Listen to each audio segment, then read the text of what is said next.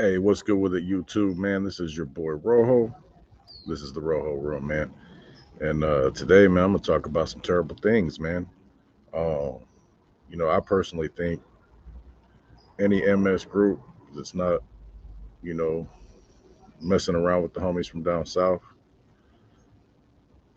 they shouldn't even be recognized as a legitimate organization. And I'm gonna tell you why. Because not only from this, what I'm gonna tell you guys, but I see it all the time. Everywhere outside of California, they just don't conduct themselves with integrity. Jury convicts 7 MS-13 members and associates of trafficking of a minor. A jury convicted 7 MS-13 gang members and associates on charges of charges of trafficking a minor under the age of 14 and other child such kind of offenses. I have to choose my words carefully because YouTube won't like it. According to court records and evidence presented at trial in August of 18, the 13-year-old victim ran away from a youth home in Northern Virginia. Shortly after running away, the victim was introduced to members of MS-13. Members of the gang told her they would be her family and protect her if she joined the gang. Gang members then beat the victim 26 times with a baseball bat as part of a gang initiation. Gang members then trafficked her in Virginia and Maryland using the currency of both cash and drugs. In one instance, while in Virginia, men lined up to do, you know what? Oh boy, in the woods behind two of the defendant's apartment complex.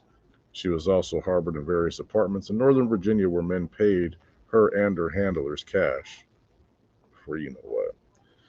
The victim was later beaten again with a bat 26 times as a form of gang punishment. Shortly after the second bat beating, the victim was transported to Maryland where she was sold to numerous gang members and other customers in exchange for cash and drugs. Law enforcement recovered photographs and videos of the victim being exploited, along with numerous social media messages regarding the trafficking and exploitation. Below is a list of individuals convicted and their charges. Moises Zayala Veliz, trafficking of a minor under the age of 14, conspiracy to traffic under 14, conspiracy to transport a minor across state lines. Jose Molina Veliz, trafficking a minor under the age of 14, conspiracy to traffic, conspiracy to transport. Santos Ernesto Gutierrez Castro, trafficking, same. Luis Alberto Gonzalez, trafficking, all the same charges.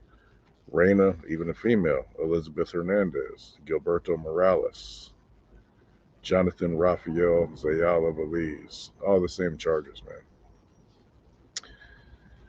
Each defendant faces a mandatory minimum sentence of 15 years incarceration with the maximum penalty of life in prison. Their sentencing dates are currently set for November 10th. Actual sentences for federal crimes are typically less than the maximum penalties. A federal district judge will determine any sentence after taking into account the U.S. sentencing guidelines and other statutory factors. Jessica D. Aber, U.S. Attorney for the Eastern District. Wayne Jacobs, Special in Charge of FBI Field Office,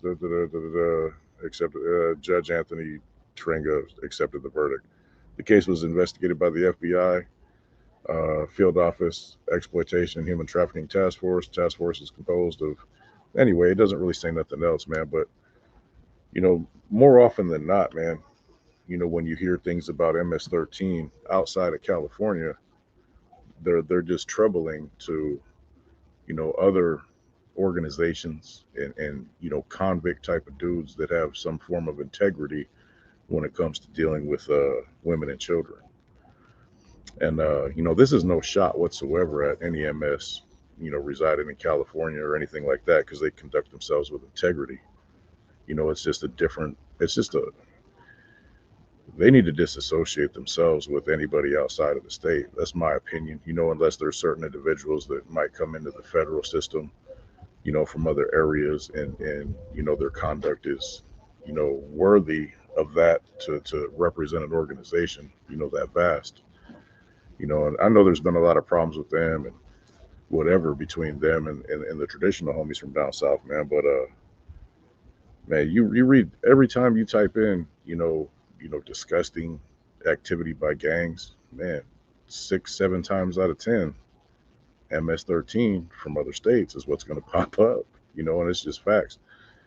And I don't know why. I don't know if it's, the difference in coming from Central America into the United States, and that's just their get down, or they bring the same kind of criminal activities across the border. But in the United States, I don't know of a single, Latino, Mexican group that tolerates that type of exploitation of anybody, a minor or, disabled person or whatever the case might be.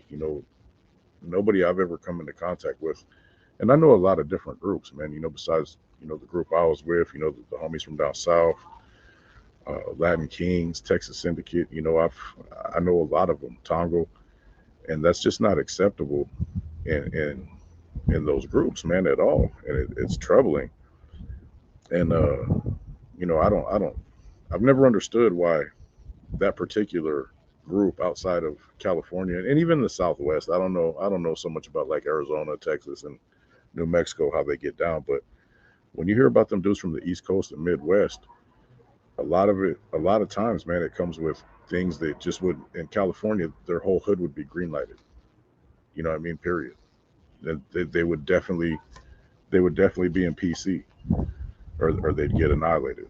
I mean, I don't know what the current status is ever since that incident in Beaumont uh, prison a couple, not too long ago, where this big homies had an incident with them guys, and I don't know what became of that. I haven't heard a lot after the fact that happened, man. But man, if it was on me, I would totally disassociate with any of them cats unless they were, you know, California. If they didn't follow the California expected conduct guidelines of being a G, bro. I mean, a lot of people who haven't been in the lifestyle wouldn't necessarily understand that being a G, you automatically think murderers, robbers, drug dealers, and shit. But real G's from California, they don't tolerate that type of stuff. There's ethics and there's morals. Contrary to what a lot of people might think, man, but that's the case. And if they were a subset of the North or the South, and not, over in some place like Virginia or Georgia, the same things happen in the Carolinas, where there's nobody to really enforce proper discipline upon these individuals. If they were in California, they'd be history. They would never come off a SNY yard with that type of conduct.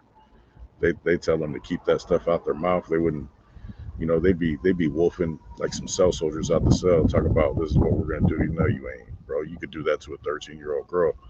Go on a level 4 yard. Why don't you go to a level 4 yard and try to exploit a real motherfucker and see where that gets you? Anyway, this is a little negative and had me a little bit pissed off. I wasn't gonna do a video today, but I came across that and I was like, what the fuck? Anyway, be better than that. And you guys from different parts of the country that conduct yourselves like that, man, you guys got to get your politics together for real. It's your boy Rojo. This is the Rojo Room. It's gone.